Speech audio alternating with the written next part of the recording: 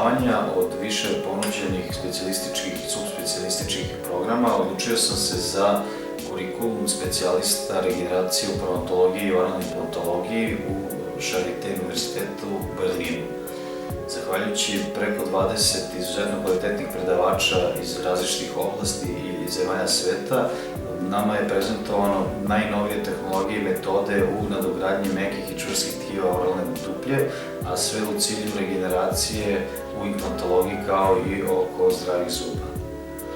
Kurikulum je trajao oko godinu dana, završio se pre mesec dana, mi smo prva generacija koja je to pohađala i od sada će to biti tradicionalni kurikulum koji nudi firma Potis koja se bavi proizvodnjom mekih i čvrstih graftova za korišćenje u oralnoj hirurgiji.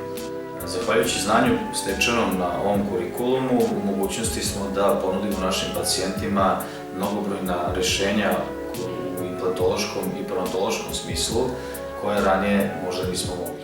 S obzirom da oralna implantologija je grana medicine koja se najviše menja, neophodno je da ostanemo u toku sa svetskim dešavanjima, a ovaj kurikulum je pružio upravo to.